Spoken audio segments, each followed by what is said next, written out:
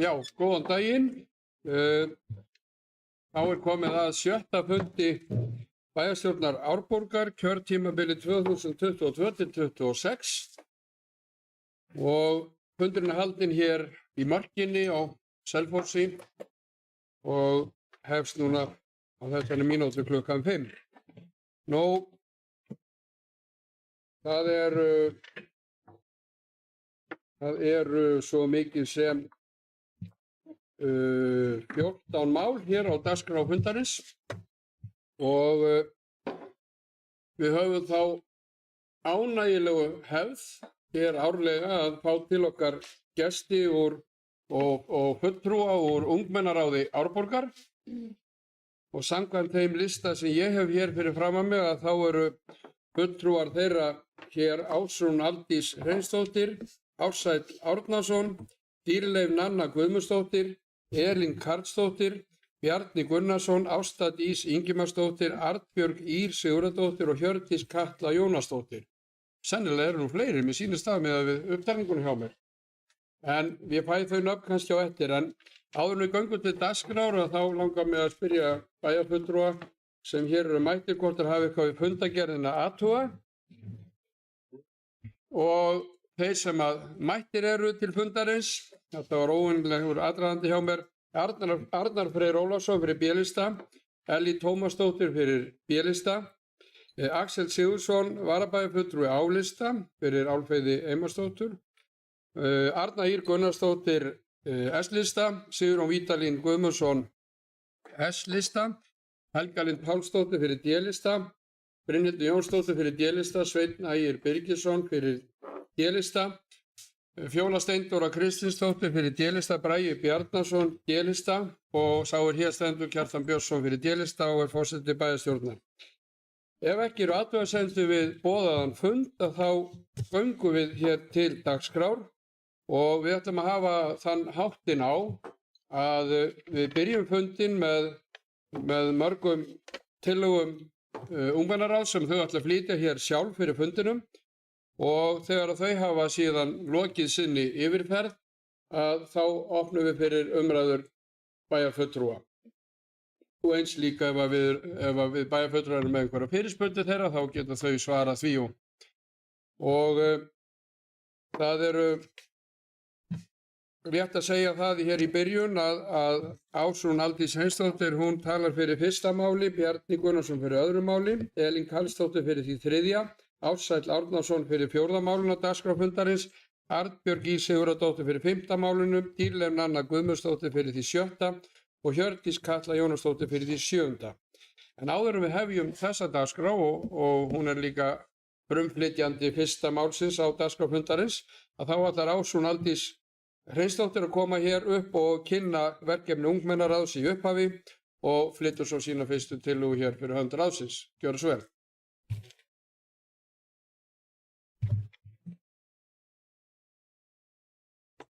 Takk fyrir. Góðan daginn, kæra bæjarstjórn og aðrir áheyrendur. Eins og hann var að segja, þá heiti ég Ásrún Aldís Hreinsdóttir og fulltrúi UMF Selfoss í ungmennaráðinu. Ég ætla að byrja á því að bara þakka ykkur kærlega fyrir boðið á þennan fund og það mikill heiður fyrir okkur að koma og fá að taka þátt, alltaf varlega. Og frá því að nýtt ungmennaráð tók við núna í byrjun árs, þá hefur ýmislegt verið að vera hjá okkur. Við fundum tvisvar í mánuði og erum einnig með áheyrnarfulltrúa í öllum helstu nefndum Árborgar og erum mjög þakklát fyrir það, enda mikill áhugi hjá ráðinu fyrir því. Við héldum ungmennaþing þar sem kosið verið nýtt ráð og hér á eftir munið fá að sjá hluta af ungmennaráðinu. Í vor héldum við pallborðsumræður fyrir frambjóðendur sem heppnaðist vel og við vorum mjög sátt við. Í sumar vorum við með meðlimi í undirbúningsnefnd fyrir unglingalandsmótið og hjálpuðum við mikið til við að skipuleggja það. Í haust höfum við svo heimsótt ýmsar ráðstefnur, til dæmis ungt fólk og lýðræði, og svo héldum við í ferð á Eyrarbakka þar sem við vorum með starfsdag. Einnig höfum við fengið bæjarfulltrúa í heimsókn á fundi til okkar sem okkur hefur fundið mjög ánægjulegt. Það hefur verið ýmislegt að gerast hjá okkur, en núna eru spennandi verkefni framundan og til dæmis Erasmus Plus verkefni í kortinu. Verkefnið þá í samstarfi við Frakkland og Grikkland þar sem áherslan verður lögð á lýðræði. Núna er svo menningarmánuðurinn október og þá munum við halda 2 viðburði og erum virkilega spennt fyrir því. Og svo vil ég enda á því að þakka ykkur fyrir áheyrnina og ætla að biðja ykkur að taka tillögum okkar með opnum hug. En nú flyt ég fyrstu tillögu. Ungmennaráð Árborgar leggur til að fulltrúi ungmennaráðs sitji í undirbúnings- og starfshópum varðandi málefni ungs fólks. Ungmennaráðið leggur til að í undirbúnings- og starfshópum sem varða ungmenni á einn eða annan hátt séu alltaf fulltrúar ungmennaráðs. Okkur finnst þetta sérstaklega vanta þegar unnið er að undirbúningi að skólastarfi, uppbyggingu skóla eða frístundastarfi. Þá eru fulltrúar úr viðeigandi nefndum, starfsfólk og bæjarfulltrúar. Við viljum að það verði fulltrúi ungmennaráðs í undirbúnings- og starfshópum í náinni framtíð. Því okkur finnst mikilvægt að sjónarhorn ungmenna fái að koma fram. Takk fyrir mig.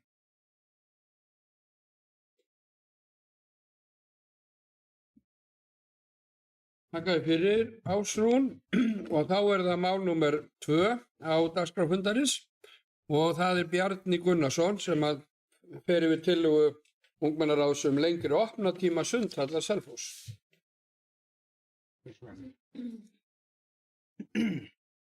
Já, Bjarni Gunnarsson heiti ég og ungmennaráð Árborgar leggur til að opnunartími Sundhallar Selfoss verður lengdur.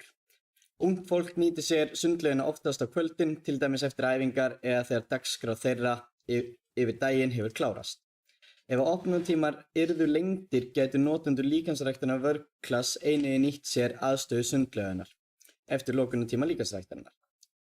Það hefur forvarnarlegt gildi að hafa opið lengur helgar þar sem að engin skipulögð dagskrá er í boði fyrir ungmenni á laugardagskvöldum. Okkar upplifun frá samtölum við jafnaldra er að mikil eftirspurn er eftir lengdum opnunartíma í sundlauginni, sérstaklega helgar í ljósi þess að félagsmiðstöðin sé lokuð á þeim tíma. Þetta ýtir undir samveru fjölskyldu. Við teljum að fjölskyldu nýti sér frekar sundlaugarnar helgar og þess vegna væri sniðugt að lengja opnunartíma á daga.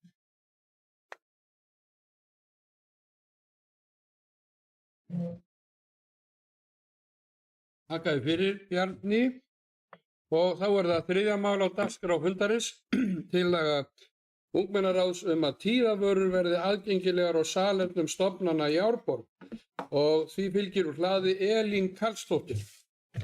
Gjör svo vel. Ég heiti Elín Karlsdóttir og ég er fulltrúi ungmennaráðs Árborgar í gegnum ungmennaþing. Ungmennaráð Árborgar leggur til að tíðavörur verði algengilegar í salernum stofnana í Árborg gjaldfrjálst. Ungmennaráð telur algengi að tíðavörum nauðsynlegt inn á salerni skóla og íþróttastofnana ásamt félagsmiðstöðva innan sveitarfélagsins. Erfitt er fyrir ungt fólk að tala þetta málefni og enn fremur að þurfa að biðja tíðavörur þegar þeim vantar það nauðsynlega. Þegar að blæðingar hefjast er algengt að þær séu óreglulegar og getur það aukið verulegan kvíða og streitu ungra einstaklinga að óttast að byrja á blæðingum í skólanum eða á æfingu eða að þurfa að nota salernið og hafa ekki tíðavörur meðferðis.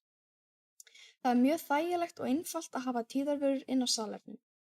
Tíðarandinn í samfélaginu er sá að tíðavörur eru almennar hreinlætisvörur og ættu að vera aðgengilegar á salernum stofnana gjaldfrjálst.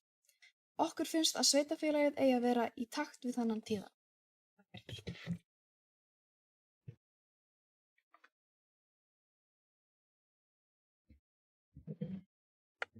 Já, þakka þér fyrir þetta, Elín.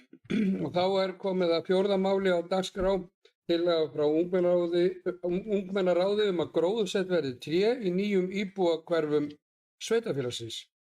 Og þessu fylgir úr hlaði Ársæll Árnason.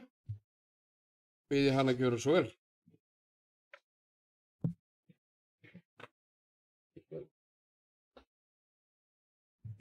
Ég heiti Ársæll og ég var kosinn á ungmennaþingi. Ég fer með þá tillögu að ungmennaráð Árborgar leggur til að gróðursett verði tré í nýju íbúðahverfum sveitarfélagsins. Ungmennaráð leggur til að gróðursett verði tré í nýju hverfunum sem í framkvæmdum. Svæðin sem við höfum í huga eru löndin, lækirnir og stekkirnir. Það gerir mikið fyrir umhverfið að hafa gróður í kring. Bæði verður það hlýlegra og fallegra. Einnig mynda þau skjól sem hjálpa mikið þegar það verður vont veður.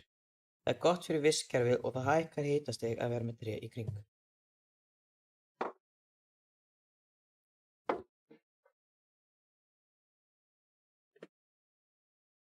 Já, þakka þér fyrir Ársæll og þá er komið að fjórða máli á dagskrá fundarins og það er tillaga frá ungmennaráði bætt aðgengi að skólasálfræðingum og það er Arnbjörg Ýr Sigurðardóttir sem ætlar að fylgja þessu úr hlaði.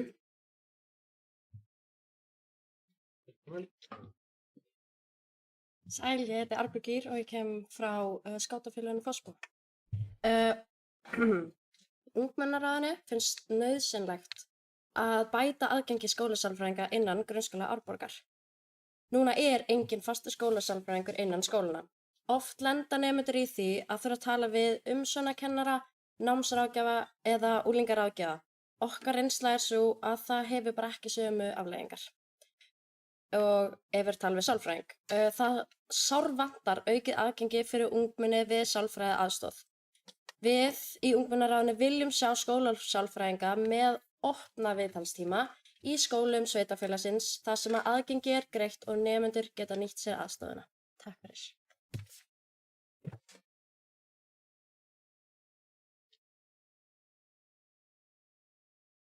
Þakka þér fyrir Arnbjörg. Þá er komið að 7. lið á dagskránni. Það er tillaga frá ungmennaráði að auki verði við frístundastrætó og það er Dýrleif Nanna Guðmundsdóttir sem ætlar að fylgja því úr hlaði. Komið sæl, Dýrleif heiti ég og er fulltrúi úr Sunnulækjarskóla í ráðinu. Ungmennaráð Árborgar leggur til að auki verði við frístundastrætó. Ungmennaráðinu finnst nauðsynlega að vanta frístundaakstur frá Stokkseyri og Eyrarbakka í gegnum sveitirnar og upp á Selfoss. Þetta myndi auka bæði aðgengi að tómstundum ásamt því að létta virkilega á forráðamönnum. Einnig eykur það öryggi barnanna á að taka strætó í framtíðinni. Með þessu gæti þáttaka og áhugi barna á stund og tómstundir farið í aukana. Við erum stórt og dreift sveitarfélag og ekki er í lagi að mismuna milli byggðarlaga. Til viðbótar myndi að menga minna ef að færri ferðir væri farnar á einkabílum. Takk fyrir.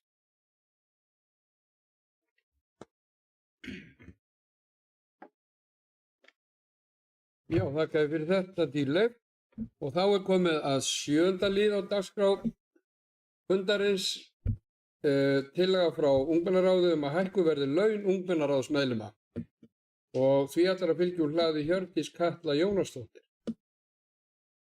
Vel.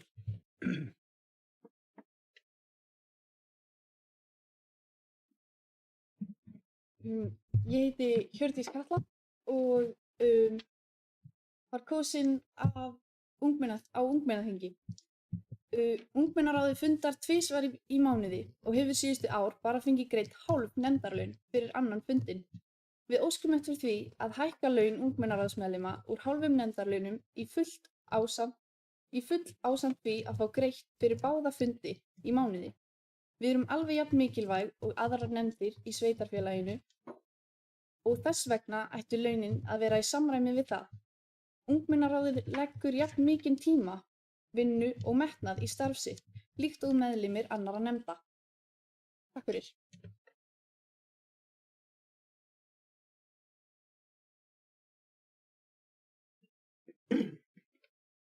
Jæja, þakka þér fyrir Hjördís Katla og þá hafa verið lesnar hér upp tillögur ungmennaráðs til bæjarstjórnar og þá ætla ég að opna fyrir mælendaskrá.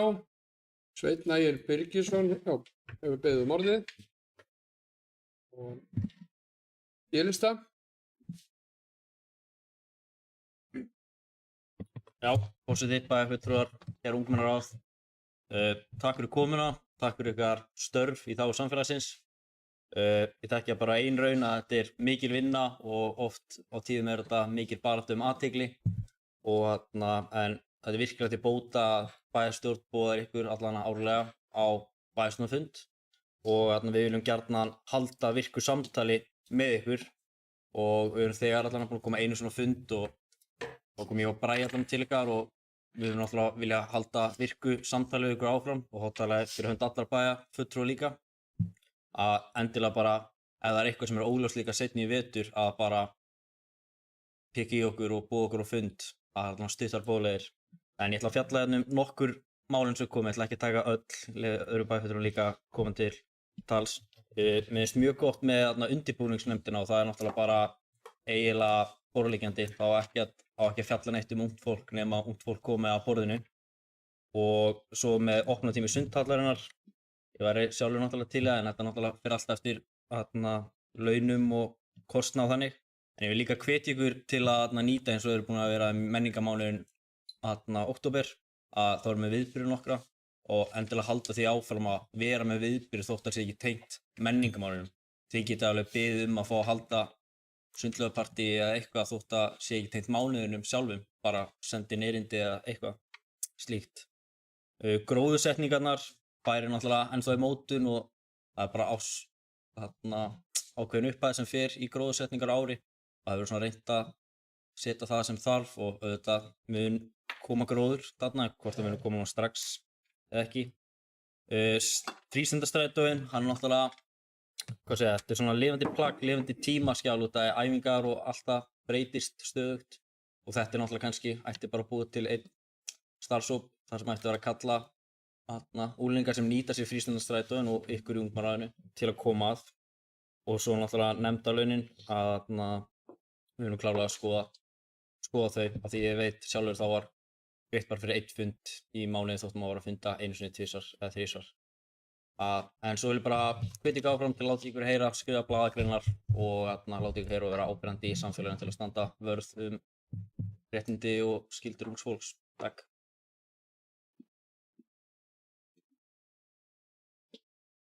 Takk fyrir Sveinn Ægir, Arnar Freyr Ólafsson, B-lista.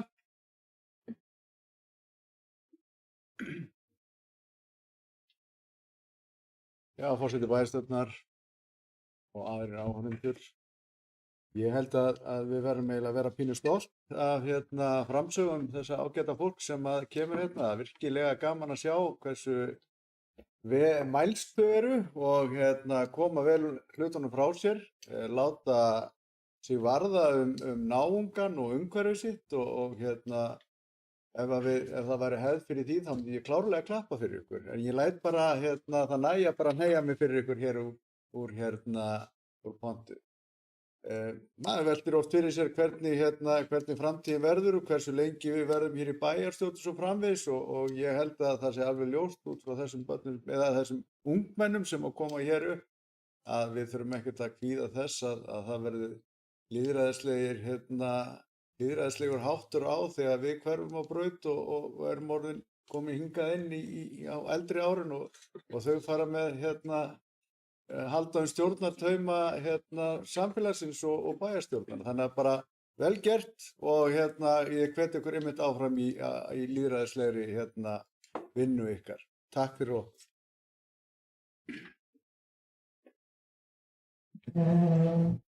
Takk fyrir Arnar og þá er það Axel Sigurðsson á lista.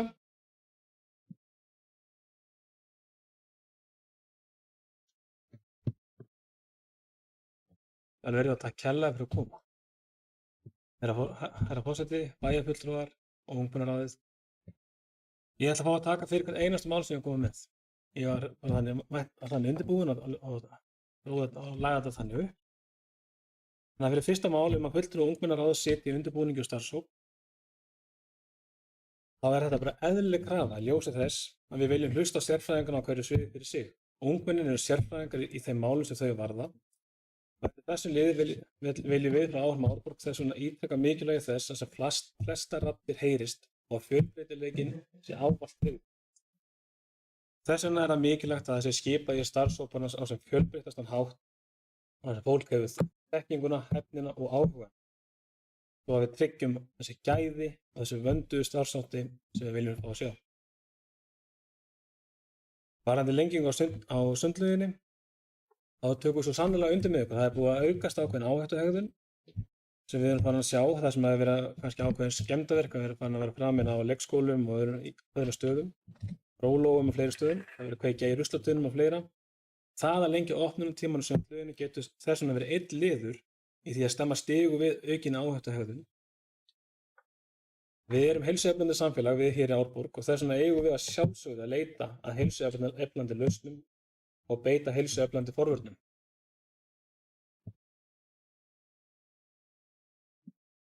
Varðandi tíðavörur á salernum þá tökum við heilsugar undir þetta, styðjum heilsugar. Varðandi gróðursetningu á trjám og styðjum við þetta af öllu okkar hjarta, þar sem að samkvæmt Alþjóða heilbrigðisstofnun það er bein tengsl á milli grænna svæða og almennra vellíðan íbúa.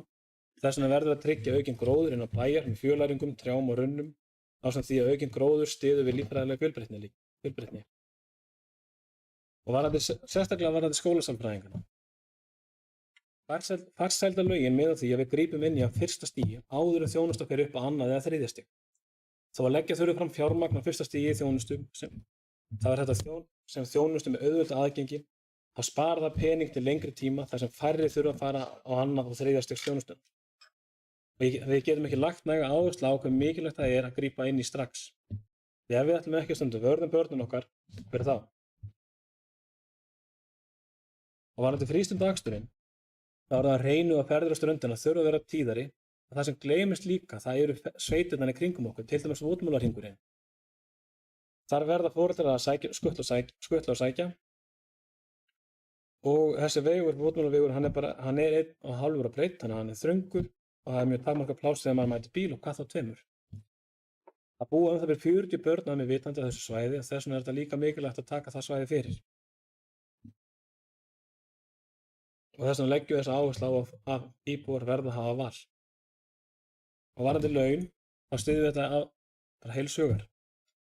Með því að hafa unglingana okkar í ungmennaráði að hálfu launum sem er nefnd innan sveitarfélagsins, þá er verið að segja ungt fólk sé annars flokks því við greiðum þeim ekki nefnd á laun.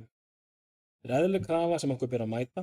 Unga fólki okkar skiptir jafn miklu máli og aðrir og þau verða að finna að þeirra nefnd skiptir jafn miklu máli og hvað annað. Þau hafa náð fram heilmiklu og eru að gera flotta hluti samanber pallborðsumræðuna fyrir kosningar og þá þætti sem þið taldu upp hérna áðan. Það má líka nefna þau eru að biðja að fá greitt fyrir fundi en á bak við það sem þau eru að gera er svo miklu meira en einhverju fundir. Þau eru ýmiss konar viðburðir sem þau eru að undirbúa, halda og sækja. Og vinnan þeirra er því oft töluvert meiri en bara fundinir og við eigum að gefa þeim þessa ábyrgð og koma fram við þau á jafningi grundvelli.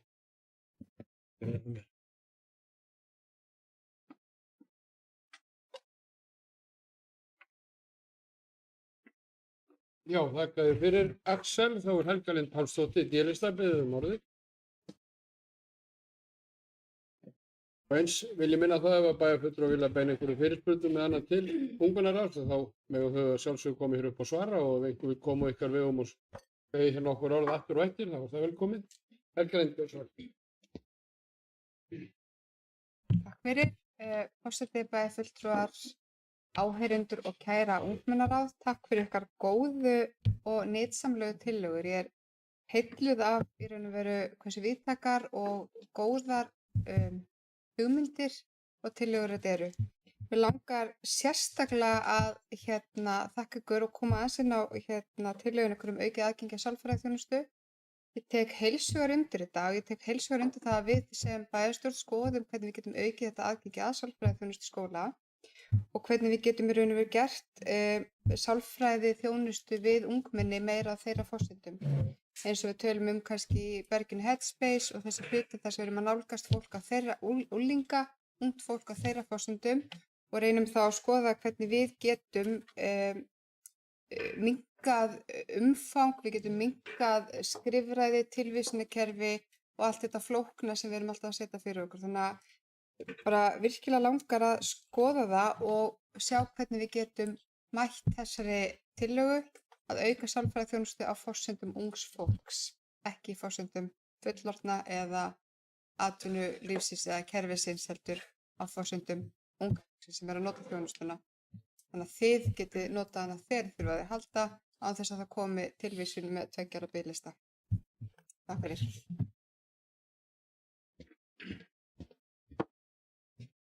Já, þakka þér fyrir Helga Lind og þá er Bragi Bjarnason D-lista beðið orðið.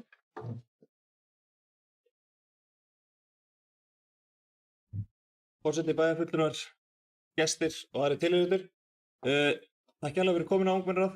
Það er ótrúlega gaman þegar maður er búinn að eiga pingu hlutdeild í þessari vegferð þegar fyrsta ungmennaráðið var stofnað hérna 2008 og maður fekk að vinna með því hvað mikið vatn hefur runnið til sjávar og hvað þessir árlegu fundir hafa sér rauninni skila miklu frá þeim tíma og við munum vonandi gera áfram.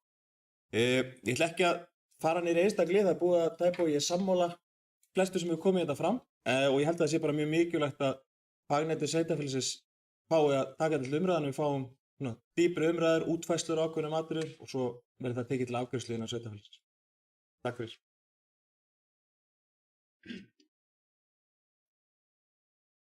Takk fyrir, Bragi. Það eru fleiri sem vilja tjá sig. Arna Ýr Gunnarsdóttir, S-lista.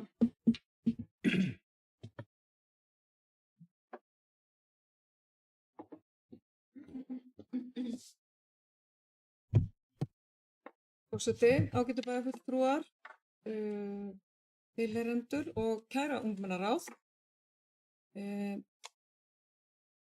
Það er alltaf jafn gaman að fá ykkur hingað til okkar og hlusta okkur flytja þessar flottu tillögur sem að þið komið með í dag og allar flottu tillögurnar sem hafa komið frá okkur í gegnum tíðina.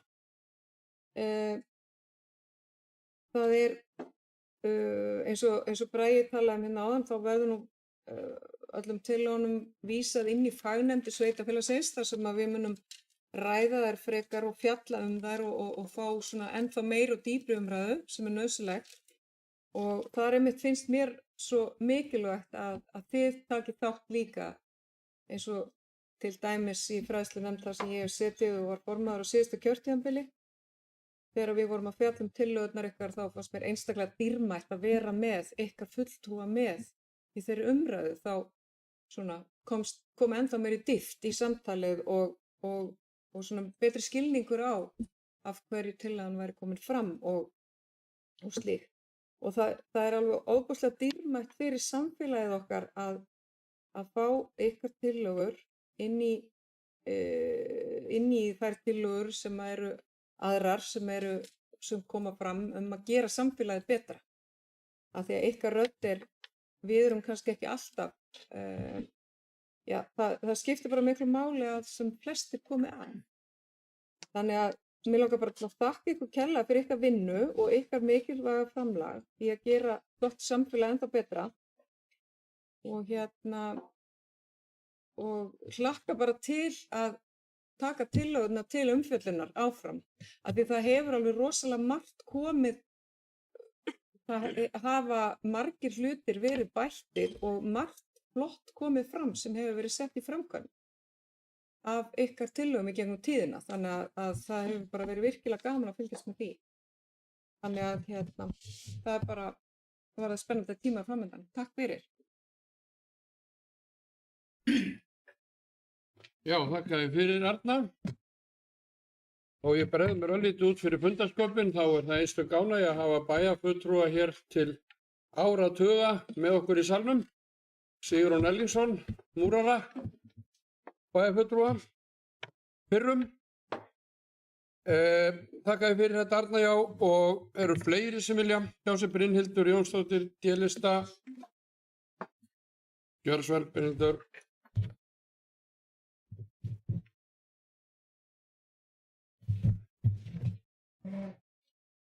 Já, forseti, bæjarfulltrúar og gestir og ungmennaráð.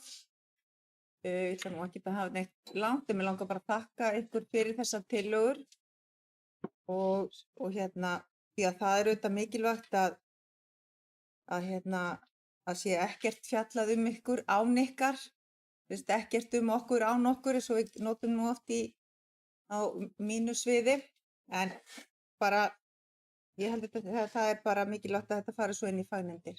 En bara takk fyrir þetta.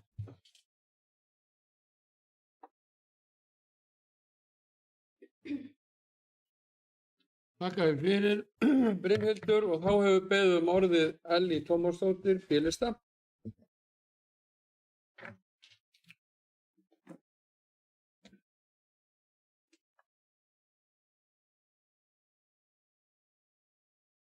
Takk fyrir, forseti, bæjarfulltrúar, aðrir áheyrendur og ungmennaráð. Ég vil bara byrja því að þakka ykkur ungmennaráð fyrir komuna. Það er mikilvægt að sjónarhorn ungmenna komi fram í öllu því sem þau snertir á einn eða annan hátt og ég tel mjög mikilvægt að tillögum ykkar sé fylgt eftir bæði af okkur bæjarfulltrúum og ykkur sjálfum. Það er svona einn liður sem ég langar að koma sérstaklega inn á sem ég kannski svona snertir mig mest á þessu og það er liður 5 bætt aðgengi að skólasálfræðingum og ég er alveg sammála því sem Helga Lind kom inn á hérna áðan og finnst mikilvægt að við skoðum þetta vel en ég veit líka að það er ekki langt síðan að sveitarfélagi réð inn unglinga- og ungmennaráðgjafa sem ég bind miklar vonir við og var akkur bara að koma inn nýr aðili núna í það starf. En það er alveg ljóst að við þurfum kannski að skoða eins betur aðgengi að unglinga- og ungmennaráðgjafanum og hvernig því starfi er háttað. Þannig að sé aukið aðgengi. Annars bara þakka ég ykkur fyrir ykkar flottu vinnu og hlakka til að fylgjast með ykkur áfram og já, styðja við bakið á okkur. Takk.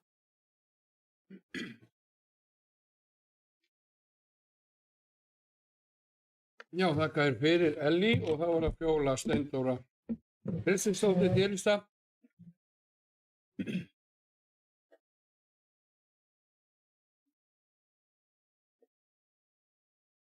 Forseti, fulltrúar og aðrir tilheyrendur og ungmennaráð. Mér langaði bara svo sem ekki miklu við að bæta. Það er flest sem komið upp og ég sammála því sem búið að koma hérna fram. Langaði samt bara til að koma upp til að hrósa ykkur. Ég er mjög bara upprifin yfir því að þar sem þetta fyrst skipt sem ég sér bæjarstjórnarfund þar sem ungmennaráð kemur og flytur tillögur og með þetta algjörlega frábærlega vel unnið og flott framsaga og flottar tillögur og þær fara auðvitað sína leið en mér langaði bara til að koma til að segja takk fyrir og hlakka til áframhaldandi samstarfs núna næstu 4 ár og er algjörlega sammála því að ykkar rödd þarf að heyrast ekki síður en okkar hinna. Við þurfum að hafa alla að borðinu. Takk.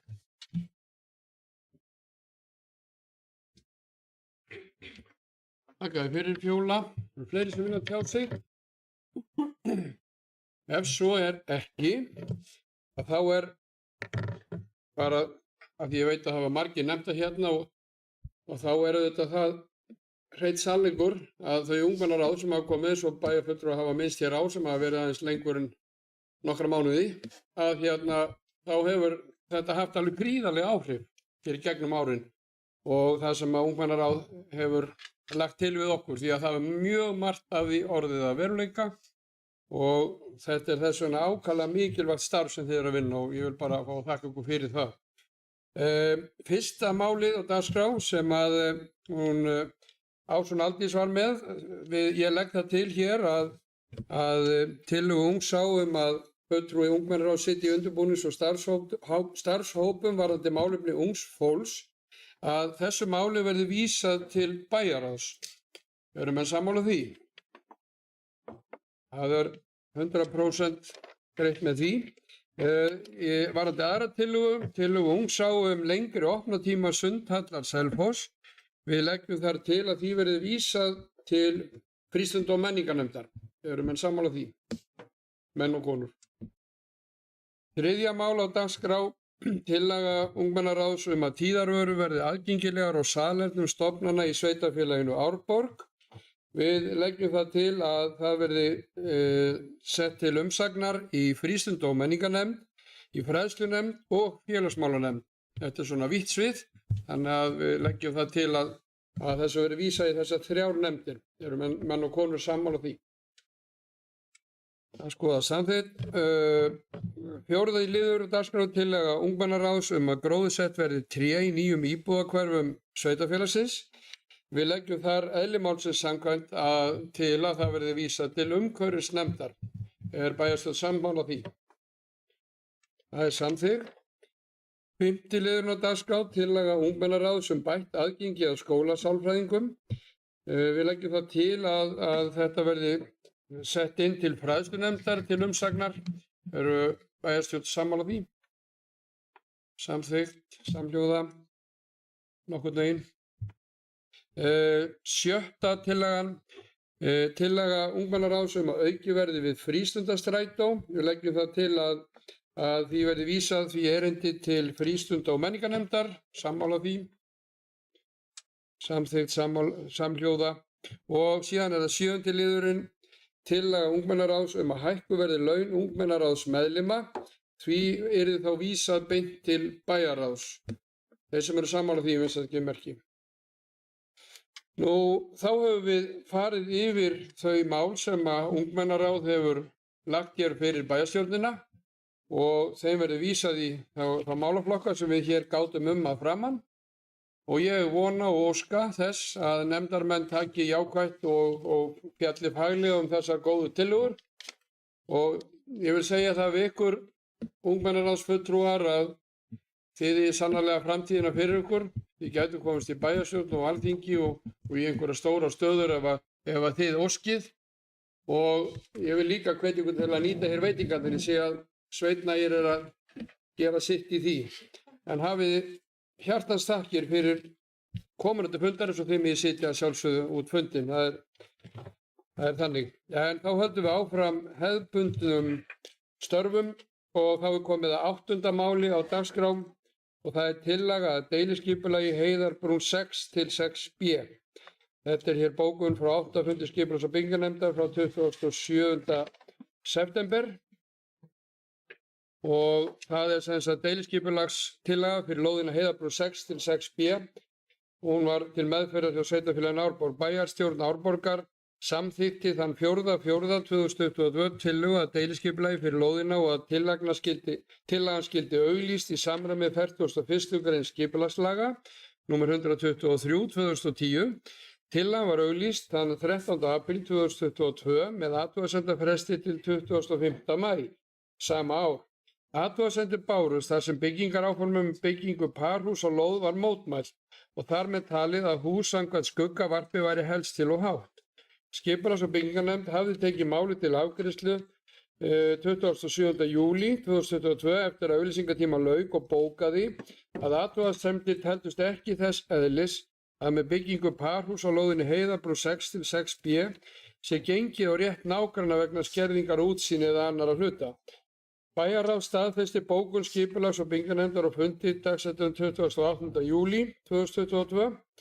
Komin er fram kæra til úrskurðarnefndar umhverfis- og auðlindamála á málsmeðferð deiliskipulagsins þar sem því er haldið fram að gögn sem nágrannar fengu send vegna skuggavarps hafi verið röng.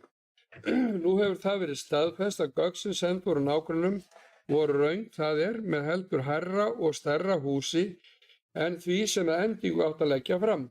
Með vísan til þess að fyrir afgreiðsla byggði á röngum gögnum er lagt til að máli sé endurupptekið með vísan til tillögu 1. málsgreinar 24. greinar stjórnsýslulaga nr. 37/1993.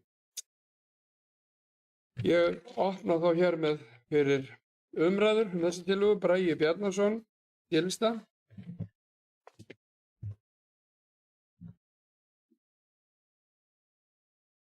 Forseti, bæjarfulltrúar og gestir og aðrir tilhöfundur. Já, bara rétt til að hnykkja á þetta fekk eðlilega meðferð hjá sveitarfélaginu en því miður komu röng gögn inn frá hönnuðinum þar sem eins og fram kemur í þar sem húsið var í rauninni fyrsta tillagan sem var hærri. Það skuggavarp í rauninni síðan kynnt og fer með gögnunum og það er búið að staðfesta það að þessi kæra, hún stendur á því. Þannig að þess vegna leggjum við til í rauninni að verið samþykkt að málið fari bara í rauninni í endurupptöku og hefjist upp. Þannig að það fái bara réttan farveg aftur í gegnum stjórnsýslukerfið.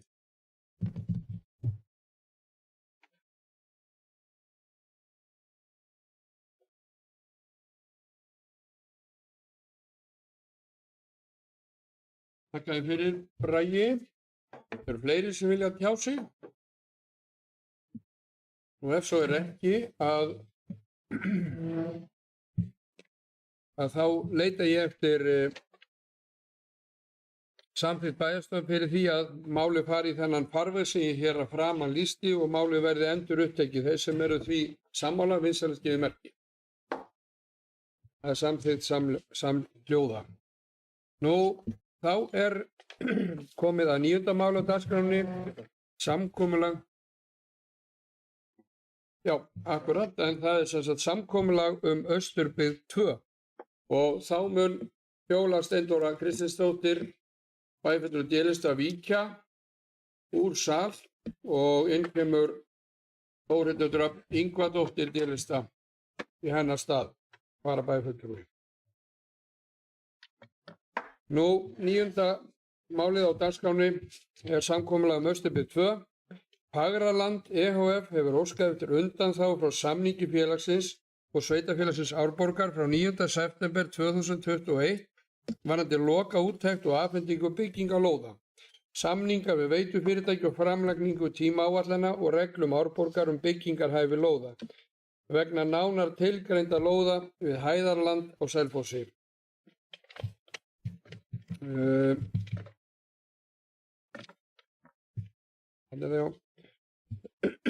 Ræða lóðirnar Hæðarland 10-16, 24-30 og 32-42.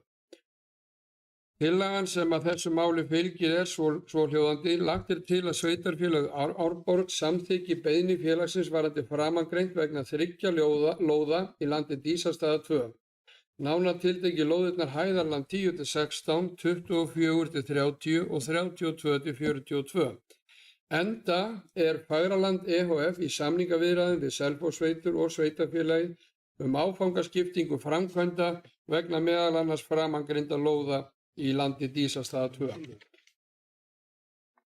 Þá opna ég fyrir umræður þessa tillögu og mál númer 9, samkomulag Austurbyggð 2.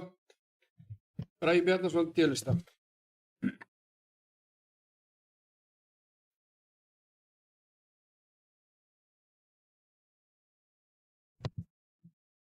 Forseti, bæjarfulltrúar og aðrir tilheyrendur. Ég segi það að tillagan sem forseti las upp ekki hluti af en eftir til. Forsaga þessa máls er að sveitarfélagið gerir samning við félagið 9. september í fyrra 2021 og með vísan til þess samningar þar sem að þarna er verið að veita undanþágu frá því að verktaki þurfi ekki að leggja í alla skattagerð og skilja öllu áður en hann getur fengið byggingarleyfi, heldur hefur hann óskað eftir samningaviðræðum við sveitarfélagið og Selfosssveitin er í samningaviðræðum við hann hvernig besta áfanga skipta verkin. Þannig að þetta vinna bara hægt og rólega og skynsamlega og þær samningaviðræður er í gangi en sveitarfélagið ekki að verkefni sé stopp, þannig að þess vegna óskaði félagið eftir því að fá í rauninu undanþágu til þess að geta haldið áfram að meðan samningaviðræðurnar vera að klárast sem ættu að klárast núna í október. Þannig að þessu er þessi tillaga lögð fram sem undanþágu til að upplýsa aðeins nánar málið.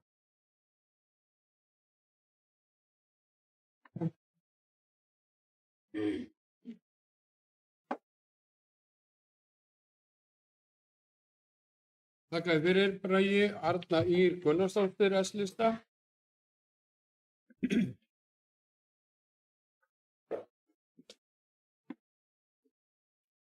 Forseti, ég myndi leggja til að þessu máli er frestað. Mér finnst ekki þægilegt að við vorum ekki með tillöguna í gögnunum. Við erum að heyra hana fyrst hér og það þarf eitthvað, þetta er ekki nógu vel reifað þetta mál til þess að við getum fjallað það. Ég held að við verðum að fresta þessu. Þetta er ekki þægilegt að hafa þetta svona. Ég las náttúrulega og auðvitað sé hennar samninga áður og ég satt heima í morgun og var að velta fyrir mér hvað snýst þetta. Þannig að ég myndi leggja til að við frestuðum þessu. Takk.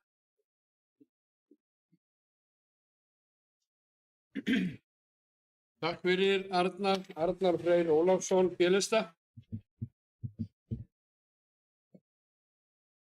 Já, verður forseti, fulltrúar og aðrir tilheyrendur. Ég var eiginlega átti mjög erfitt með að mynda með sterka skoðun á þessu máli. Þó svo að ég hefði reynt að ná fram svona kjarnanum að þá finnst mér bara ég ekki vera á stað til þess að geta greitt atkvæði með og móti málinu og var eiginlega búinn að mynda með þá skoðun að ég myndi setja hjá í þessa atkvæðagreiðslu.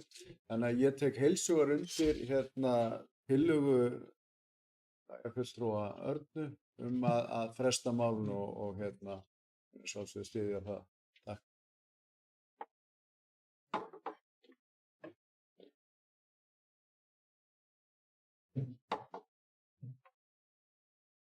Þakka þér fyrir Arnar og Sigurjón Vítalín Guðmundsson, S-lista.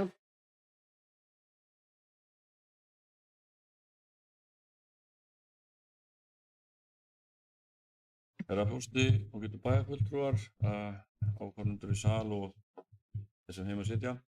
Já, ég ætlaði bara að hnykkja á því sem að Arna lagði fram og lagði til og Arna styður. Þetta er stærra mál en svo að við getum að ég tel að við getum afgreitt þetta hér á þessum fundi. Við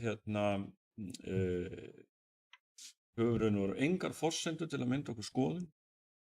Og það sem að mér finnst til dæmis mjög mikilvægt að það sé alveg á hreinu að ef að það þarf að einhverjum ástæðum að víkja frá samningum varðandi uppbyggingu einkaaðila og íbúðahverfum í sveitarfélaginu, hvað kemur þá í staðinn, af hverju og á hvaða tímapunkti taka þá fyrir samningar aftur gildi.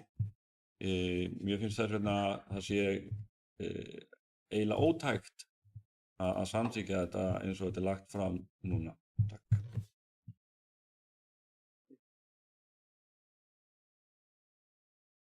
Þakka þér fyrir Sigurjón. Það hefur verið óskað eftir örstuttu fundarhléi og ég ætla að verða við því.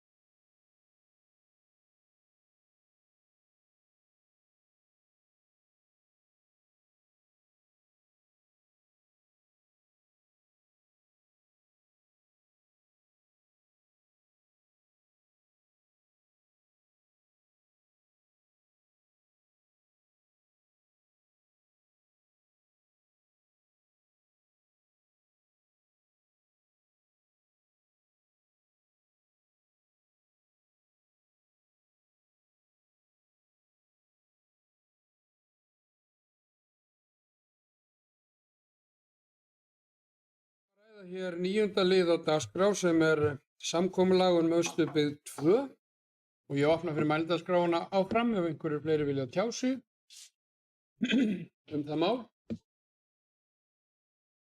Ef svo ekki þá göngum við til dagskrár frávísunartillögu eða frestunartillögu Örnu Ýr Gunnarsdóttur sem hún komið hér áðan og þeir sem eru samþykkið því að fresta máli númer 9 á þessum fundi vinsælskeiðu merki. Þeir sem eru á móti, það fellt með 6 atkvæðum D-lista gegn 5 atkvæðum á, S og B. Og þá tillagan svohljóðandi borin upp til atkvæða. Lagt til að Sveitarfélagið Árborg samþykki beiðni félagsins varðandi framangreint vegna 3 lóða í landi Dísastaða 2. Nánar tiltekið lóðirnar Hæðarland 10-16, 24-30 og 32-42. Enda Fagraland ehf. Í samningaviðræðum við Selfossveitur og sveitarfélög áfangaskiptingu framkvæmda meðal annars vegna framangreindra lóða í landi Dísastaða 2. Þeir sem eru þessu samþykkir vinsamlegast gefi merki. Þeir sem eru á móti, það eru samþykkt með 6 atkvæðum D-lista og A, B og S sitja hjá afgreiðslu málsins. Nú þá já, Arna Ýr Gunnarsdóttir S-lista óskar eftir að gera grein fyrir atkvæði sínu.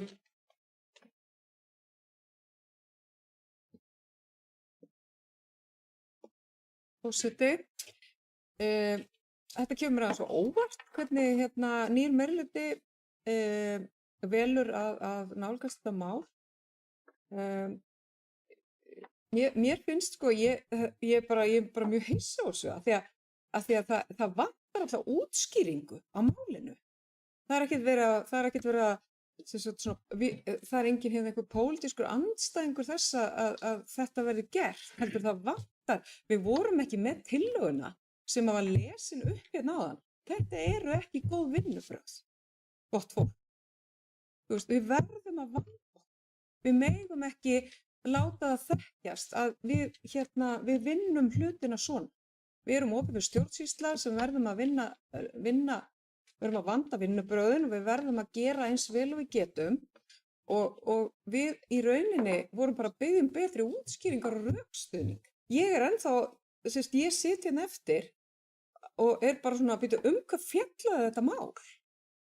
Skiljiði, þetta snerist ekki að ég væri á móti því að það væri verið hugsanlega að gera einhverjar breytingar og samningi eða eitthvað slíkt. Ég bara veit ekki hvað þetta snýst.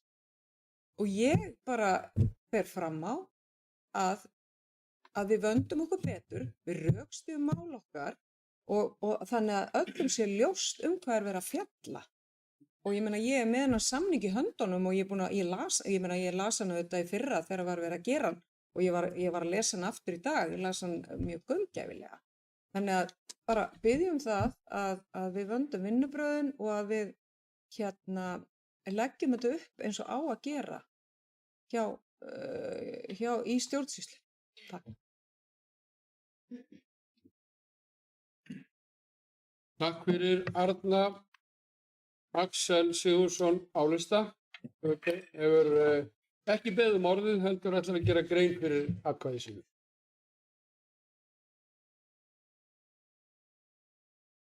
Bendastöri og bæjarfulltrúar og gestir. Ég ætla að taka undir með Örnu Ýr það að maður getur allir kannski að því ég ætla að fá að gera athugasemd við fundarbúðið líka það sem allt sem þetta segja hér kom ekki fram í fundarbúðinu þannig að það er ekki hægt að taka þetta til efnislegrar umræðu. Þess vegna sit ég hjá.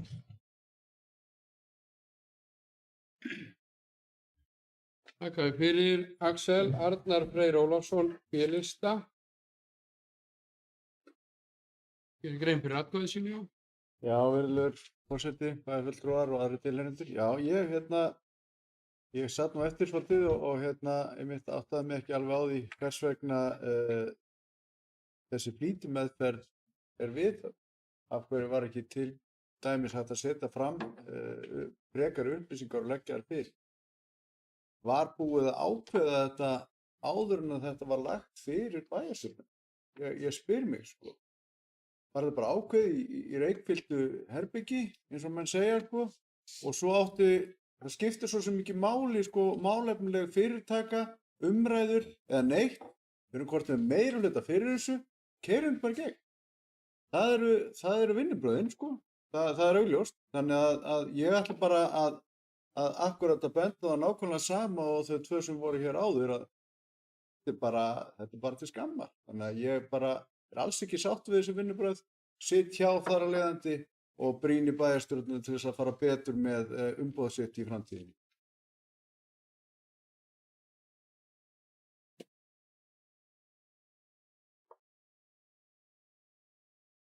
Já, þakka þér fyrir Arnar og þá ætlar Sigurjón Vídalín Guðmundsson næstlista að gera grein fyrir atkvæði sínu.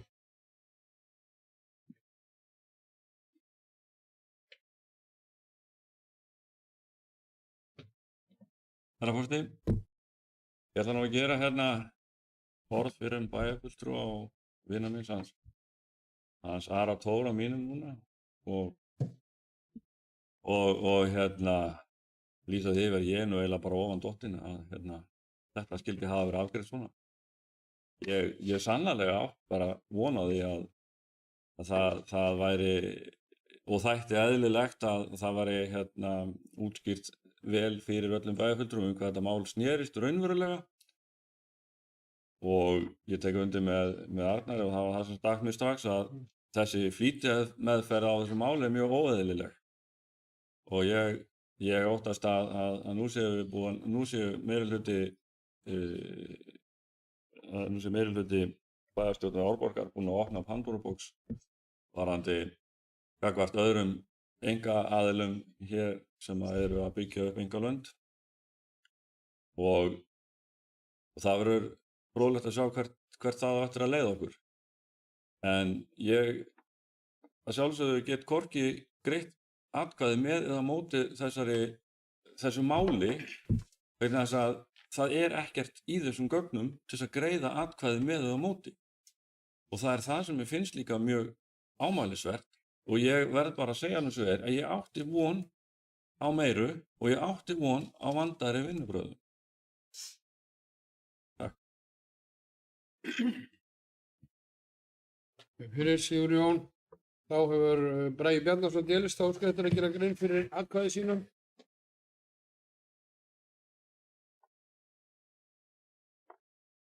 Forseti bæjarfulltrúar og aðrir tilheyrendur, takk fyrir þessar ábendingar sem hafa komið fram. Við viljum auðvitað alltaf að öll gögn liggi fyrir og auðvitað hefði í þessu tilfelli tillagan veitt aðeins meiri upplýsingar til þess að hafa með og það er bara mjög góðar ábendingar og við viljum auðvitað viðhafa góða stjórnsýslu í öllum okkar málum.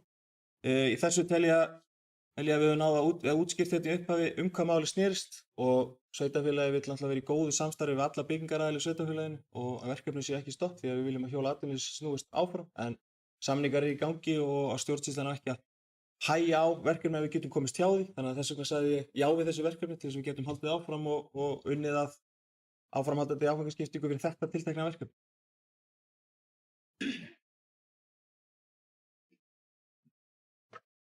Fyrir Bragi, þá förum við í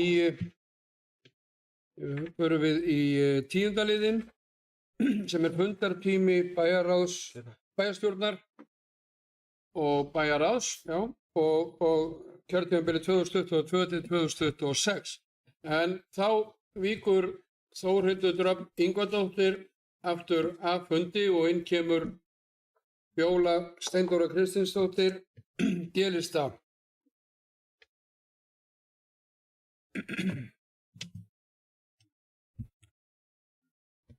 Og hér í 10. liðnum er rætt fundartíma bæjarstjórnar og bæjarráðs kjörtímabilið 2022 til 2026. Það er svona yfirskrift þess liðar en það er nú eiginlega ekki verið að ræða fundartíma bæjarráðs þarna í þessu tilviki heldur er þetta framhald af umræðu sem ég fylgi því örstutulaði sem við áttum hér bæjarfulltrúar á síðasta fundi frekar en þeim þar síðasta og eftir viðræður hér við félagsstarfið hjá eldri borgurum að þá er hart sótt í þennan sal sem við fundum í hér og það hefur orðið niðurstaðan til pröfu fram að áramótum ef að bæjarfulltrúar samþykkja það að vera hér í forsalnum hér, eða gamla salnum sem að eldri borgarar notuðu og hefja þá fundina klukkan 16. Við ræddum það hér á síðasta fundi, þannig að ég gef mér það að menn séu ennþá sammála því eins og þeir voru þá og einhverju sem vilja tjá sig um þetta. Þetta svona voru bara upp. Þið voru svo vel, Axel. Þið voru svona álista. Takk forseti. Bæjarfulltrúar. Ég sjálfur mig langar að leggja til að hafa aðeins meira svigrúm, þannig að mikið fjölskyldufólki þetta, þannig að það sé meira svigrúm til þess að ná börnum skutla og sækja fyrir fjölskyldufólkið. Þannig að það sé aðeins meira svigrúm og það senka til 5.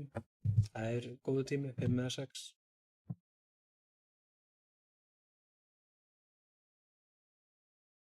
Þakkaði fyrir, Axel.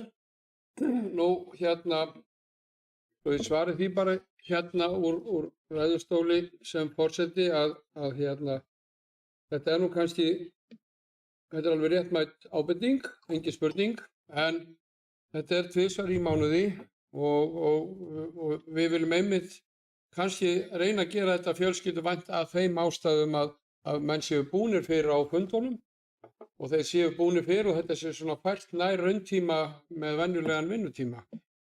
Það svona var hugmyndin og það mjög víða þannig að það byrjar fyrr heldur en við erum að gera og stundum geta fundið dregist alveg til 7, halv 8 og 8 og þá erum við ekki orðnir fjölskylduvæni lengur með því að byrja þetta seint. En þetta var svona niðurstaðan í okkar samtal daginn en sjálfsagt að ræða það. Eru fleiri sem að vilja tjá sig þetta? Sveinn Ægir Birgisson, Bílista. Já, forseti bæjarfulltrúar, ég bara ánægður með þessa tillögu að færa til 4 það sem við búum fyrir á daginn en auðvitað það svo að við erum flokkuð hér sem bæjarfulltrúar í ákveðnu prósentuvinnu og þess vegna kannski í framhaldi ætti kannski við bara funda á vinnutíma svo að þetta sé ennþá fjölskylda en ég ger náttúrulega grein fyrir að bæjarfulltrúar sinna öðrum störfum líka með en já, vildi bara skjóta þessu inn í en ég fagna tillögunni. Já, þakkaði fyrir Sveinn. Nú, þetta tillagan sem fyrir fundinu liggur, en ef Axel með aðra tillögu það að hafa það, kaupirðu þessi rök? Já. Þá ætla ég að bera hana upp til atkvæða, að hér eftir hálfan mánuð, þann 19. október, miðvikudaginn 19. október, þá munum við hittast hér klukkan 16:00 í salnum hér í Grænumörkinni. Svo auðvitað náttúrulega von manna að framkvæmdir í Ráðhúsinu á fundarsalnum á 3. hæðinni verði svona farið bráðum að sigla í höfn. Þannig að við þurfum kannski ekki að vera bundin en það ekki kannski alveg strax. En þeir sem eru þá samþykkir þessum 10. lið fundartíma bæjarstjórnar verður færður fram til klukkan 16 fram að áramótum vinsamlegast gefið merki. Það samþykkt samhljóða. Og þá förum við í fundargerðir sem að fyrir fundinu liggja. Það 11. liður á dagskránni, hér eigna- og veitunefnd. 4. fundur haldið 13. september. Þeir sem vilja tjá sig það, vinsamlegast gefið merki. Það hefur beðið fyrstur orðið Sveinn Ægir Birgisson. Bílista. Já, forseti bæjarfulltrúar og það gestir. Ég að koma undir máli 2 á fundurum. Viðræður við Selfoss veitna við Veitur. Bara upplýsa fundinum það að þessar viðræður eru hafnar. Við erum búin að eiga 1 fund við Veitur þar sem þeir tóku bara jákvætt í okkar erindi. Það er verið að skoða þá möguleika sem ræddir voru í nefndinni hvort að þeir getu hjálpað okkur í orkuöflun og jafnvel við hjálpa þeim svo til framtíðar í öðru. Og það strax byrjað að horfa í ákveðin orkusvæði sem þeir hafa hér í grenndinni við okkar sveitarfélag. Og það var ákveðið að því það rauninni ekki hægt að blanda saman heitu vatni og heitu vatni. Þetta eru efnasambönd sem oft í vatninu og þess að þau upp á tæring og þannig að gera fyrir lagnakerfið og slíkt að við munum fá gögn frá þeim til að bera saman vatn af þessu svæði við vatnið okkar og hvort það sé mögulegt að tengja þetta við. En viðræðurnir eru bara á frumstigi og þeir eru að kanna sína möguleika hvort að þeir geti með þessu svæði veitt okkur orku þaðan og við erum að skoða bara allt samstarf með þeim. Já, takk.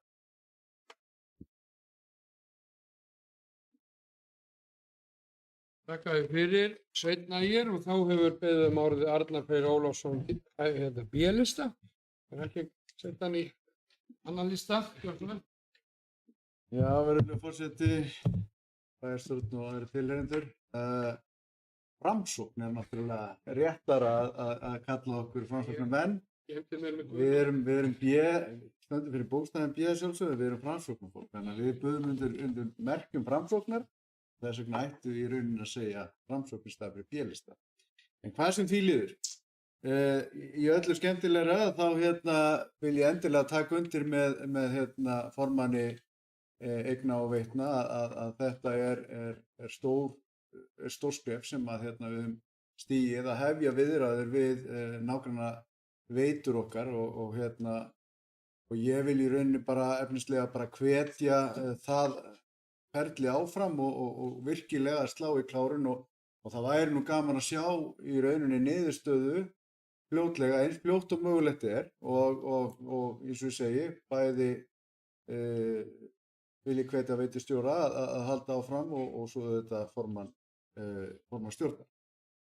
Annað sem að er svolítið skemmtilegt að sjá að við erum að fá opinbera styrki inn í framkvæmdir í fráveitu og annað og það er þarna bæði í Geitanesið og Eyrarbakka og Stokkseyri og þetta er allt saman virkilega mikilvægar framkvæmdir og við hefum svona þurft að svara fyrir þetta út og við bara sem borgarar hvernig málum er háttað og fagna ég þessu bara mjög að við séum komin á þann stað að við séum að fá greiðslur frá hinu opinbera til okkar til þess að bæta ráð okkar og laga fráveituna. Svo er annað sem að fimmti hluti í Eigna og Veitunum, það er fjölgun rafhleðslustöðva og við undirbúning að þá svona svolítið settist ég aftur og hugsaði aðeins málið og við erum auðvitað með svolítið opið skot á línu með þróun miðbæjarins og það væri svolítið skemmtilegt ef við myndum binda þetta saman við að draga fólk ekki bara inn í verslanirnar heldur á nauðsyn að þegar fólk þarf að hlaða bílinn að draga það inn í miðbæinn og ég er svo heppinn að fá að taka þátt í frekari framþróun á miðbænum og í bæjarstjórn og sem fulltrúi bæjarráðs og ég held að við ættum bara að halda þessu mjög á lofti að reyna að fá alvöru streng niður í miðbæ og gera þetta miklu myndarskap og sýna þarna aftur bara frumkvæði og veita fordæmi til annarra sveitarfélaga að standa virkilega vel að þessu máli. Þannig að það er ekki að segja þetta. Takk. Já, þakka þér fyrir Arnar Freyr Ólafsson B-lista. Það eru fleiri sem vilja tjá sig um 11. mál á dagskránni. Ef ekki, þá göngum við til næsta dagskrárliðar. Það er 12. liðurinn, það er fræðslunefnd, 3. fundur haldinn 14. september síðastliðinn. Er einhver sem vilja tjá sig um þann fund? Það er Arna Ýr Gunnarsdóttir, S-lista.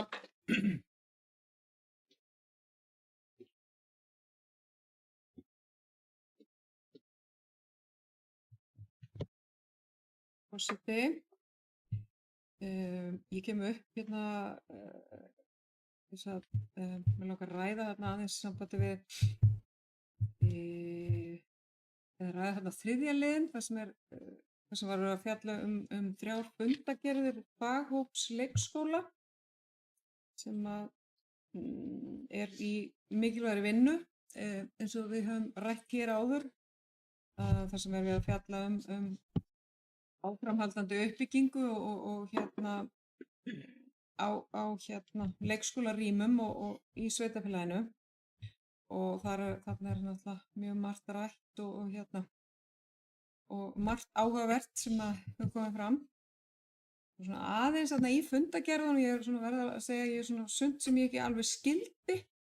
Það hefði þurft aðeins að vera nákvæmari fyrir minn smekk. Ég er þetta nákvæm kona. En það er eins og þarna að fara yfir fund sem haldinn var í öðrum starfshópi. Það er svona, hvaða starfshópur er þetta? Og svo í 7. liðnum þá var að tala um einhverja skýrslu og það kemur einhvern veginn ekki fram hvaða skýrsla það er. Ég hef alveg viljað hafa þetta að skýra. En það var nú ekki aðalatriðið. Að þarna er bara greinilega mjög góð vinna í gangi og ekki veitir af. Það er náttúrulega bara við, það fjölgast stöðugt íbúum og litlum börnum í sveitarfélaginu sem betur fer, við erum svo heppin og við þurfum að aldrei þess að halda spöðunum ef við ætlum að geta boðið þeim leikskólaplás. Það er eitt sem ég langar aðeins að koma inn á það er verið að fjalla þarna að það er greinilega komið til tals í þessum faghópi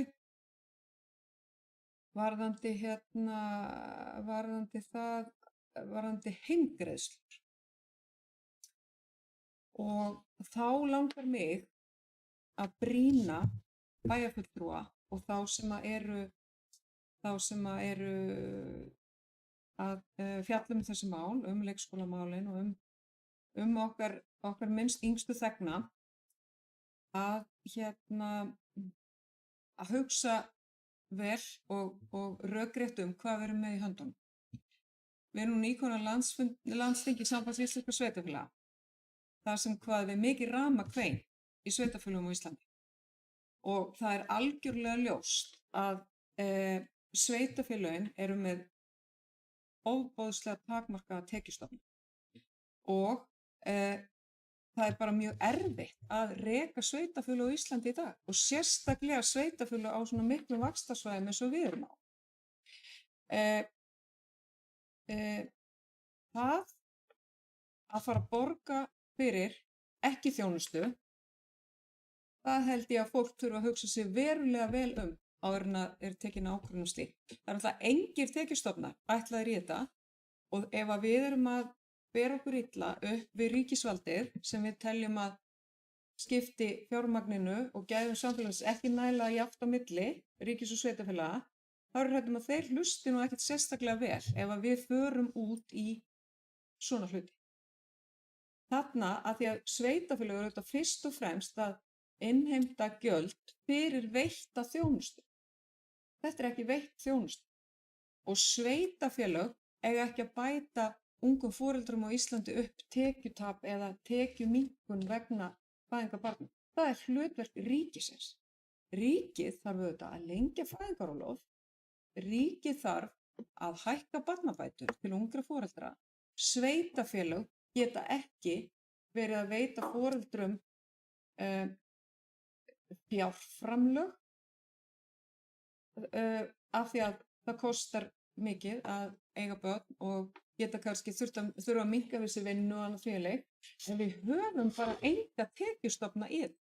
Það er ekki gert ráð fyrir að sveitarfélög sé að greiða út peninga í ekki þjónustu.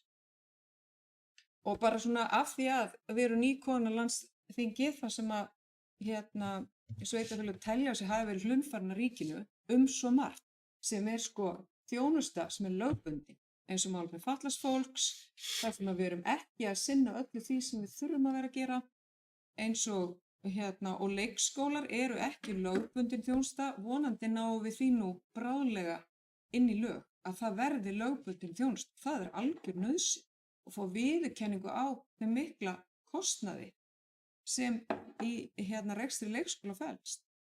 En við skulum fara afar gætilega í þessa umræðu.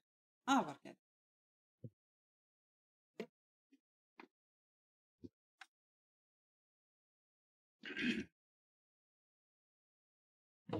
Þakka þér fyrir, Arna. Við erum að ræða hér 12. lið á dagskránni sem er fundur fræðslunefndar sem haldið á 14. september síðastliðinn. Sveinn Ægir Birgisson, B-lista.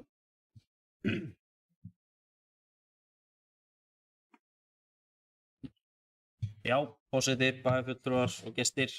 Ég kem undir sama lið 3 og bara tek heilshugar undir flest öll orð hannar Örnu.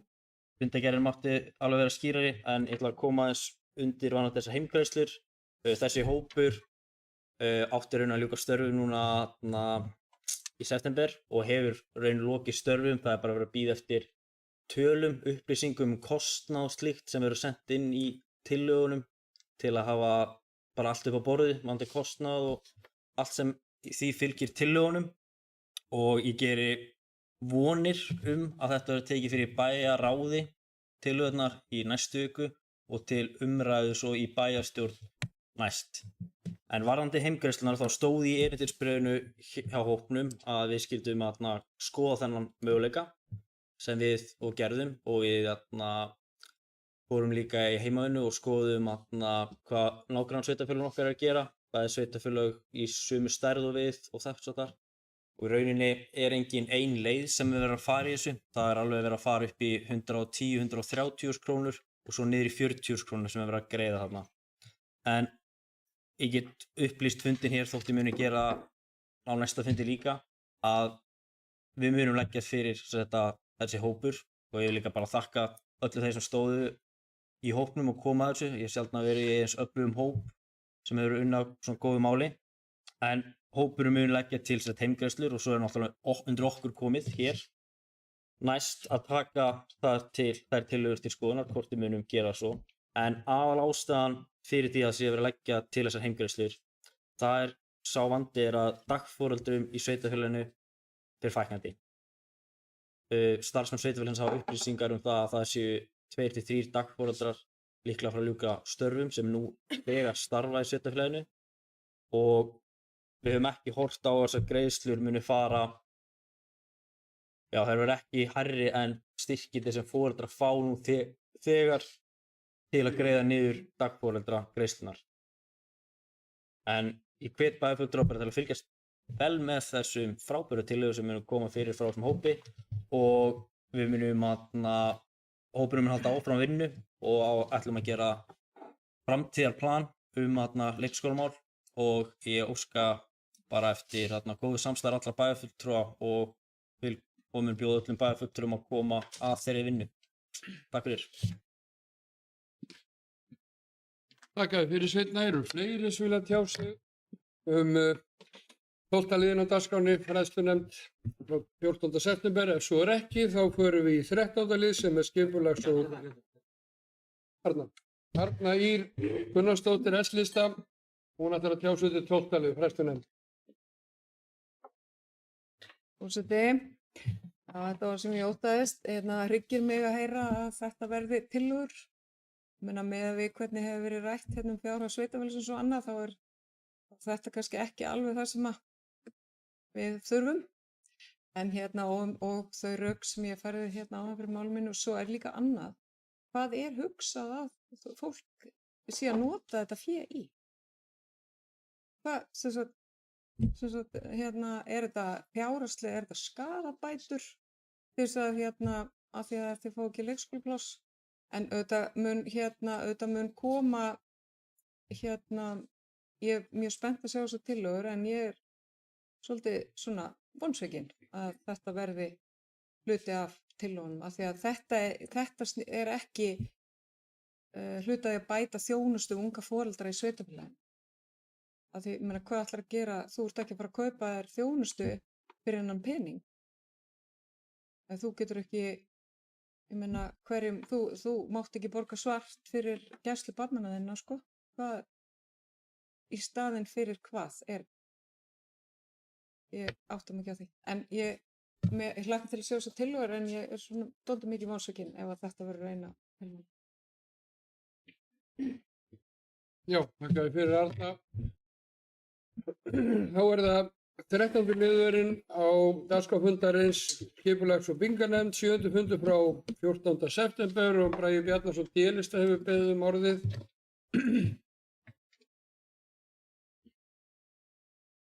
Forseti bæjarfulltrúar og aðrir tilheyrendur. Bara svona rétt til upplýsingar úr fundargerð nefndar málefni 2 þar sem kom ályktun uppbyggingu Eyrarbakka í tengslum við verndarsvæði byggð tillaga frá Axel Sigurðssyni hér situr og skipulags- og byggingarnefnd bara fagnaði þessari ályktun til þess að ýta við málinu þegar það er á loka metrunum til að öðlast þarna staðfestingu.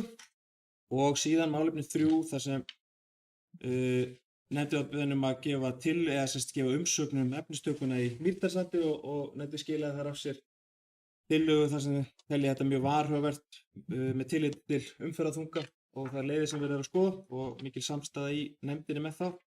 Ég vildi svona bara upplýsa þessi helstu mál.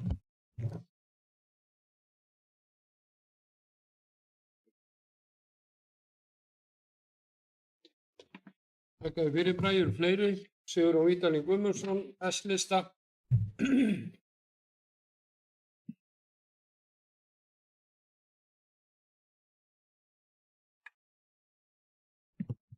Ráðasti, já, ég kemur undir 10. lið, úthlutunarreglur lóða og lesa þetta með leyfi forseta. Lögðu fram tillaga til skipulags- og byggingarnefndar þess efnis hvort ekki sé rétt að huga að endurskoðun á reglum varðandi auglýsingu umsóknir og úthlutanir á lóðum í sveitarfélaginu Árborg.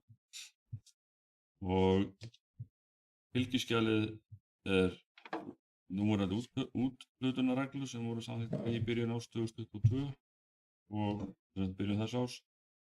Og afgreiðsla málsins er skipulags- og byggingarnefnd felur skipulagsfulltrúa að hefja vinnu við endurskoðun á reglum varðandi auglýsingu, umsóknir og úthlutanir á lóðum í sveitarfélaginu Árborg. Það sem að stingur mig í þessu er að það er engin tillaga undir málinu til skipulags- og byggingarnefndar þessa endurskoðun, það er að segja hver er tillagan, hver lagði hana fram og svo framvegis. Þannig að það er ágætt ef að Bragi geti upplýst okkur þetta. Takk.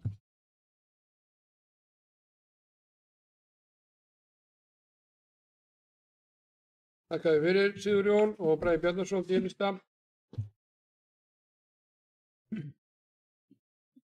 Forseti, bæjarfulltrúar og aðrir tilnefnendur. Já, takk fyrir þessa fyrirspurn. Ég hefði kannski átt að upplýsa þetta hérna því að umræði hjá starfsmönnum og annað þá kom upp svo tillaga í rauninni frá þeim og hefði kannski mátt koma skýrar fram, en þetta var náttúrulega til umræði í nefndinni, það er alveg hárrétt og fórum vel yfir að þar var verið að ræða að skerpa sérstaklega á mál til dæmis hvernig lóð telst byggingarhæft. Menn töldu það svolítið óljóst þarna inni þegar menn eru að vísa í núna alls konar, bara allar þær framkvæmdir sem eru í gangi í sveitarfélaginu.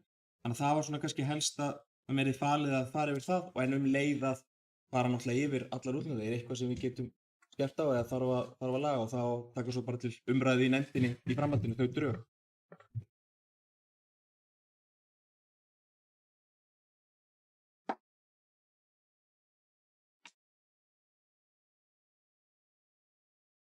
Já, þakka fyrir Bragi. Það eru fleiri sem vilja tjá sig hér undir 13. lið, skipulags- og byggingarnefnd, 7. fundur frá 14. september. Arnar Freyr Ólafsson, B-lista.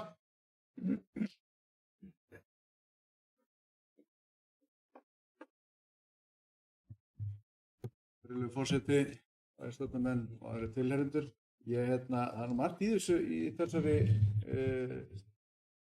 fundargerð sem að er svona áhugavert að sjá þegar maður situr í sjálfu sér ekki þarna, heldur er með áheyrna fulltrúa sem að fer við málin með þetta nefndinni. En það er kannski það fyrsta að það er verið að skerpa á hlutunum á Eyrarbakka sem er bara gott mál og ég fagna því mjög og það væri gaman að sjá að uppbyggingin tæki stærri skrefum en hefur undanfarin ár og til að mynda að þá var nú tekið einhver hluti og samræmt á milli ára til þess að væri forsvaranlegt að fara með vinnuvélanir á Eyrarbakka. Það var nú í eigna- og veitunefnd þegar var verið að úthluta á milli ára og það var í rauninni ekki bara geymt og stígurinn er núna geymdur, lokaðar skrefin og það er svona maður myndi vilja sjá kannski aðeins meiri kraft í hlutunum niður á strönd og vissulega gott og vel að peningarnir séu að skornum skammti. Nú, svo er efnistaka á Mýrdalssandi, það er að við séum að ályktun skipulags- og byggingarnefndar að hafna því, að beina því til þeirra aðila sem að þar fara með hlutina að koma þeim skilningum að það er í rauninni ekkert svigrúm inn á Selfossi fyrir þessa þungaflutninga en þá opnast nú aðrir vegir og mögulega eru nú aðrar leiðir og varpa ég nú kannski þeirri hugmynd fram og ég getur rauninni tekið undir það að það væri svolítið sniðugt að byggja bara höfn á Vík og sem er nær þetta efnistökunni en vissulega væri hægt að fara með þetta niður á Stokkseyri og byggja höfn þar og vera með skip og stórskip og höfn þar, alveg eins og í Þorlákshöfn. Þannig að það er alveg hægt að hugsa út fyrir bóksið og við getum vel farið með einhverja þungaflutningar annað ef að öðrum nágrönnum okkar myndi hugnast það þessum. En svo er náttúrulega ágætt að sjá að Vegagerðin er að óska eftir og er að vinna sín mál varðandi vegstæði og við erum svona vonandi að sjá að það hillir undir lokin á okkar ágætu brú sem að mun létta verulega á trafík hér í gegnum bæinn. Og auðvitað rafstöð fyrir Heilbrigðisstofnun Suðurlands, það er feikilega gott að sjá að það er stöðugt verið að vinna að framþróun og við fögnum því náttúrulega mjög í Framsókn að sjá að þar er verið að hnykkja á hlutunum og auðvitað öryggi íbúanna þar í forgrunni og við viljum auðvitað hvetja til þess að við stækkum heilbrigðisstofnunum okkar hér á Suðurlandi og með það myndi stöðulega auðvitað aukinni atvinnuuppbyggingu, störf flytjast til Árborgar á höfuðborgarsvæðinu þar sem velmenntað fólk kemur og auðvitað verður þeim höfðinglega tekið. Þannig að ég er svona heilt yfir kannski bara svona jákvæður bragur yfir skipulags- og byggingarnefnd og þeim málum sem eru að koma þar út. Og vissulega væri náttúrulega gaman að sjá hnökralaus vinnubragð hjá Braga en heilt yfir bara bravo, takk. Takk fyrir Arnar. Við erum að ræða 13. liður á dagskránni skipulags- og byggingarnefnd, eru fleiri sem vilja tjá sig. Ef svo er ekki, þá förum við í síðasta liðin á dagskránni, 14. liðin og það er bæjarráð og það mun vera svo mikið sem 11. fundur haldinn 22. september síðastliðinn. Eru einhverjir sem vilja tjá sig þennan fund bæjarráðs? Bragi Bjarnason, Gilista.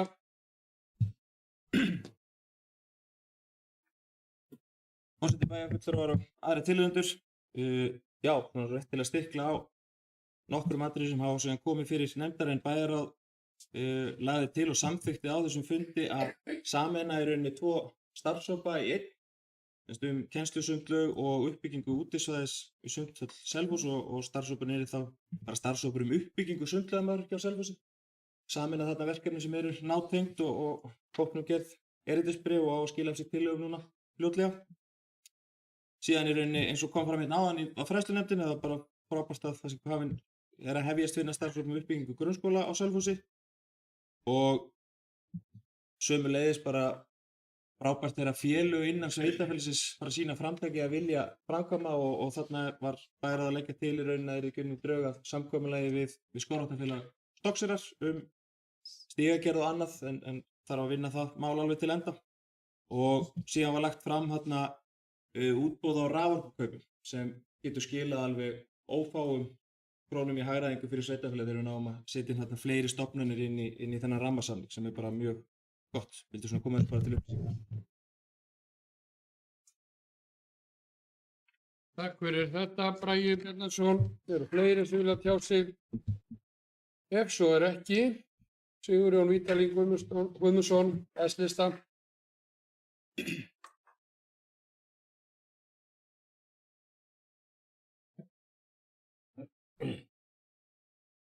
Herra forseti, já ég kem hérna undir 9. lið fundargerðarinnar útboð á raforkukaupum. Ég er sérstaklega ánægður með að sjá þessa niðurstöðu og hafandi það í huga að á síðasta kjörtímabili þar sem að ég var í meirihluta þá voru sjálfstæðismenn sem nú eru í meirihluta á þessu kjörtímabili sátu hjá þessu þegar ákveðið var að fara í þetta útboð og leita eftir þessu rammasamningum. komast inn í þessa rammasamninga og það er gott að þetta gekk eftir og ég er mjög feginn að heyra að núverandi meirihluti Sjálfstæðismanna er ánægður með þetta og ætlar að reyna að koma fleirum stofnunum sveitarfélagsins inn í þetta enda eins og við var að búast að þá erum við að fara að spara fullt af peningum hann. Takk. Já, þakka þér fyrir, Sigurjón. Og ekki vilja fleiri tjá sig að þá langar mig í blá lokin og meðan að Helga María klára hér fundargerðina og minni bæjarfulltrúa á að skrifa í bókina og kvitta svo undir rafrænt að þá vil ég sem formaður íþrótta- og menningarnefndar auk þess að vera forseti bæjarstjórnar að minna ykkur á það að nú er nýhafinn menningarmánuðurinn október, minna íbúa og bæjarfulltrúa og það er fyrsti eða fjórða dagskrárlatíð í kvöld í Tryggvaskóla klukkan 19 þar sem verður farið yfir sögur úr sveitinni, sögur í Sandvíkurhreppi en að svo mæltu hvet ykkur til að skoða það nú árborg.is en að svo mæltu þá segi ég fundi slitið.